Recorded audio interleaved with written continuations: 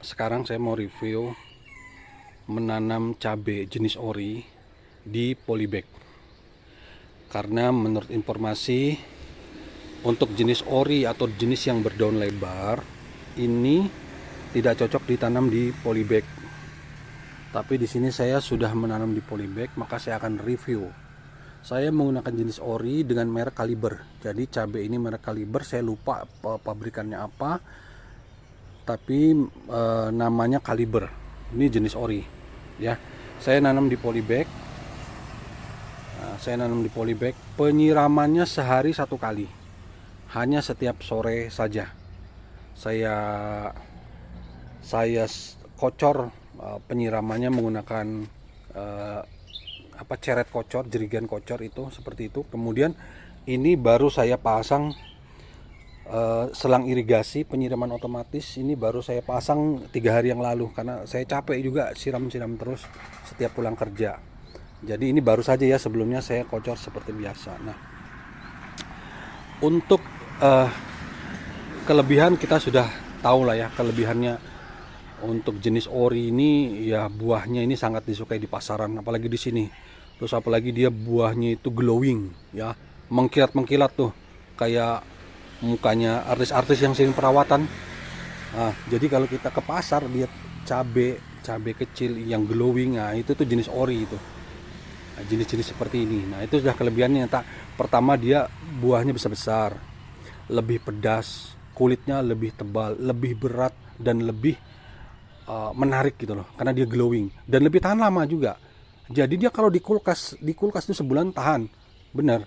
Sebulan kita taruh di kulkas, sebulan itu tahan, tidak busuk insya Allah. Kalau dibiarkan tidak di kulkas itu seminggu masih bisa.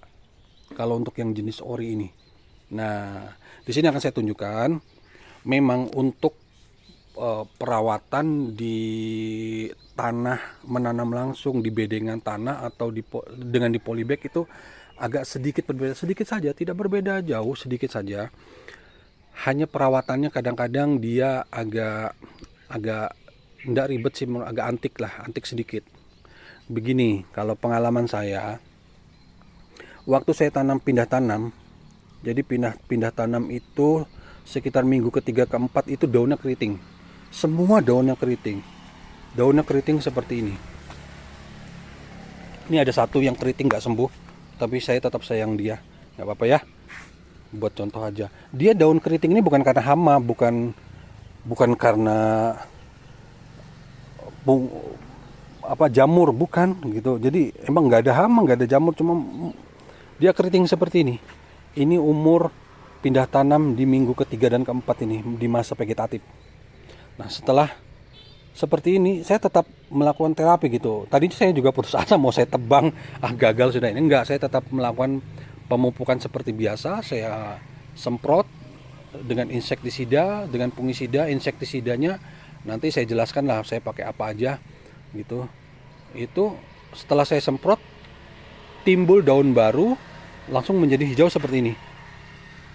Segar-segar begini, hijau seperti ini. Jadi daun yang keriting itu tidak rontok, tapi tumbuh daun-daun baru, dan daun-daun yang ini lama-lama rontok habis begitu. Jadi menjadi daun-daun yang seperti ini gitu. Jadi itu waktu di minggu ketiga keempat. Nah, waktu menjadi daun hijau seperti ini, daunnya tuh lebar-lebar banget. Dan saat itu kan musim hujan tuh. Jadi kalau kena hujan dia gampang bolong-bolong gitu. Nggak, kalau ini kuat sudah. Kalau waktu yang awal, nah seperti ini. Nah, kalau kena hujan dia bolong-bolong gitu, terlalu tipis seperti itu. Kena hujan bolong-bolong saat itu musim hujan. Nah, setelah dia bolong-bolong ya saya biarin, saya tetap pupuk seperti biasa. Jadi tidak ada perlakuan khusus untuk mengatasi daun keriting, tidak ada perlakuan khusus untuk untuk mengatasi daun tipis. Tidak ada. Saya tetap pemupukan seperti biasa. Seperti halnya pengocoran seperti di tanam bedengan lah. Nah, kemudian setelah dia masuk ke minggu ke 8 ke 10 itu, karena daunnya tipis, dia kalau kena panas itu gosong, di yang pucuk-pucuk ini gosong awalnya itu. Saya kasihlah paranet di atas ini. Ini di atas ini saya kasih paranet. Begitu dikasih paranet, tambah subur. tambah subur, daunnya besar-besar dan hijau memang. Tapi yang harusnya sudah masuk ke fase generatif, fase pembuahan, itu bunganya keluar sedikit sekali. Keluar sedikit sekali, hanya beberapa, betul-betul gitu. Saya pikir ini memang kekurangan matahari kayaknya. Jadi saya lepas lagi ininya, paranetnya. Makanya nggak ada paranetnya. Tadinya saya kasih paranet seperti itu. Tuh. Begitu saya lepas paranetnya, dia tidak gosong ternyata. Yang awalnya kan gosong tuh, mungkin dia sudah beradaptasi dengan panas itu, dia tidak gosong, hanya agak keriting. Awalnya tuh agak keriting saja, agak keriting-keriting seperti ini, tapi tidak gosong. Nah, begitu dilepas, paranetnya baru muncullah banyak bibit bunga seperti ini. Nah, calon-calon bunga seperti ini banyak muncul. Nah, seperti ini. Nah, setelah itu baru normal gitu loh. Jadi memang perlakuannya agak berbeda gitu. Kita tidak seperti kita tanam di tanah yang langsung bagus gitu, seperti itu. Kemudian lagi untuk penyiramannya itu memang nggak bisa telat. Kalau telat dia daun rontok. Ini daunnya gampang rontok loh ya. Daunnya gampang rontok. Jadi kalau ini contoh daun sudah kuning. Nah, saya sentuh begini aja. Nah, plok jatuh dia. Nah, ini saya sentuh begini aja, jatuh dia. Nah, nih. Nah, dia daunnya memang gampang rontok gitu. Nah, apalagi kalau lambat siram. Ya, saya penyiraman sehari sekali, setiap sore saja. Itu saya siram setiap sore. Awalnya saya kocor dengan ember kocor, tapi sekarang saya sudah pakai selang drip, sudah pakai irigasi tetes, karena saya nggak tahan. Ini kan musim kemarau nih. Musim kemarau itu airnya agak jauh, saya harus ambil ke kolam belakang, jadi cukup melelahkan. Jadi akhirnya, namanya saya petani pemalas kan, jadi harus pakai selang drip gitu. Nah, hasilnya sekarang saat ini wah, buahnya ini banyak, sampai ada yang patah-patah loh, kayak ini loh keberatan buah. Ini loh patah keberatan buah. Tuh, buahnya banyak. Tuh, buahnya banyak. Buahnya banyak, gede-gede, mengkilat. Oh, ini disukain pasar ini. Wah. Oh, ini disukain pasar ini. Ini bagus gitu loh. Akhirnya bunganya bagus. Nah, jadi memang lombok jenis ori merek kaliber ini memang dia gampang layu jika terkena panas, tapi kalau tidak pakai panas dia tidak berkembang. Tanpa matahari yang banyak dia tidak berkembang. Jadi saran saya ya tetap saja dibiarkan di matahari yang panas, nanti dia beradaptasi sendiri gitu loh. Nah, untuk beberapa tanaman yang sedikit kena sinar matahari, nah ini ada pohon mangga. Pohon mangganya lebar, subur, besar. Nah, ini pohon cabenya tidak terlalu tinggi. Nah, kalau yang ini kan sampai lihat, nah, oh tinggi sekali nih. Oh, saya ngamernya sampai begini. Kita bandingkan dengan yang itu. Nah, dia tidak terlalu tinggi. Tuh, dia tidak terlalu tinggi, tapi tetap berbuah lebat. Dia tidak terlalu tinggi, cabangnya tidak terlalu banyak, tetap dia berbuah lebat. Nah, ini yang teduh. Dia artinya tidak kena sinar matahari tetap. Jadi buat teman-teman yang pekarangan rumahnya banyak pohon, dosa khawatir, tanam saja. Meskipun dia pendek, meskipun dia tidak lebat, tapi ada buahnya, gitu kan. Nah, seperti itu. Tapi kalau yang kena matahari full, kencang dia seperti ini. Nah, itu. Nah, seperti itu. Terus pupuk-pupuk apa aja yang saya gunakan, nanti akan saya kasih lihat.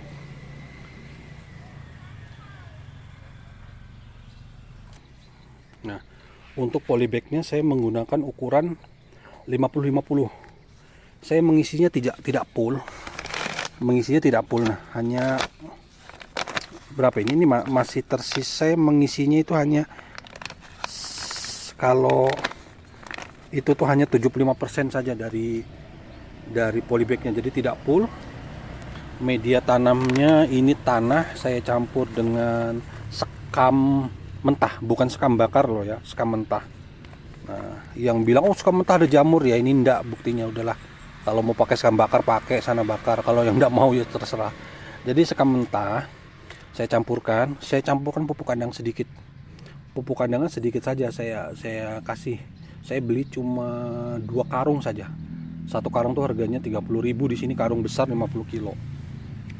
Kemudian saya kasih dia fosfat, saya kasih TSP. TSP-nya cuma sejumut aja. TSP, kemudian saya kasih dia dolomit. TSP dolomit saya aduk seperti itu. Setelah itu baru saya kasih M4. M4 saya siram, kemudian saya tutup. Saya tutup lama, hari itu hampir 3 minggu. Karena menunggu pohon ini siap pindah tanam. 3 minggu lebih, bahkan sebulan lebih itu baru saya tanam. Nah, seperti itu. Nah, pupuk-pupuk yang saya gunakan, ya, pupuk-pupuk yang saya gunakan untuk kocornya saya pakai, saya belum pakai Kano 3 ini, belum ya, karena waktu itu saya belum dapat ini gitu. Ini juga saya belum, nih saya pakai Kano 3 biru, ini baru-baru aja juga. Ini di masa vegetatif saya pakai Kano 3 biru, kemudian NPK 1616 Rusia. Waktu di masa vegetatif saya pakai yang warna merah, kemudian di masa generatif saya pakai yang warna biru. Nah, seperti itu. Kemudian itu untuk kocorannya itu sama itu saya padukan sesekali loh ya, tidak tiap hari, tidak ya. Saya padukan dengan Ultradap dan asam humat. Asam humat ini dengan Ultradap. Mana Ultradapnya? Nih, Ultradap. Nih, dengan Ultradap ini saya padukan dengan itu untuk pengocorannya. Terus kadang-kadang kalau musim hujan banyak saya taburi dengan dolomit di dalam polybagnya, taburi lagi. Nah, itu buat kocornya. Jadi buat kocornya itu sesekali saya berikan ini jika curah hujan terlalu hujan panas kan puyeng kita aja, panas dingin aja puyeng. Saya kasih Premino biar dia nggak stres. Saya kasih ini kadang-kadang saya kasih dalam sebulan ada sekali gitu, tapi tidak nentu. Nah, terus kemudian saya tambahin ini lain perekat, saya tambahin kalium. Nah, kalium ini tidak terus-terusan, ini sebulan sekali juga. Tidak saya setiap ngocor, kan ngocornya saya seminggu sekali, tidak tiap minggu saya pakai ini, enggak. Kemudian itu buat kocornya. Kemudian buat ininya, buat semprotnya, saya tidak mencampur semprotan insektisida dengan fungisida, saya pisah. Tidak apa-apa dicampur, tidak apa-apa, tapi saya suka dipisah karena ya saya suka dipisah aja, nggak tahu alasannya. Untuk semprotan insektisida saya bergantian. Saya kadang pakai Apidor, kemudian kadang pakai Abasel, kadang pakai Dangke, jadi bergiliran gitu loh. Bergiliran supaya apa? Supaya dia tidak resisten. Ini Regen lain. Regen itu buat kemarin buat nyemprot pohon mangga. Jadi semprotan saya untuk insektisidanya itu Abasel, Apidor, kemudian ini juga bukan, Grep bukan, sama mana tadi? Mana tadi? Tandem bukan. Jadi Abasel, Apidor, satunya saya biasa pakai juga ini apa namanya, skor nih. Nah, itu saya pakai bergantian. Itu saya campur dengan Moderna. Kemudian saya campur dengan Gandasil D untuk tidak Gandasil D. Iya, dengan Gandasil D untuk di masa vegetatif. Nah, itu kemudian untuk fungisidanya saya pakai Antrakol. Saya pakai juga ditan nih, ditan. Kemudian sayap juga pakai, mana sih, ada juga yang anu itu cair itu, mana yang cair itu, tidak ada ya. Itu saya padukan, jadi pengisidannya itu saya pakai ditan, antrakol, sama skor. Oh, tadi skor saya sebut, insektisida lainnya. Insektisidanya pakai kurakon saya. Skor ini. Jadi 3 itu saya padukan. Saya tidak jadikan satu, cuma dia bergantian. Bergantian itu jika musim hujan dan lembab. Kalau enggak ya saya fungisida itu aplikasinya bisa 2 minggu sekali. Kemudian di fungisida itu saya campur dengan pigorin. Saya campur dengan pigorin dan itu saja. Nah, seperti itu.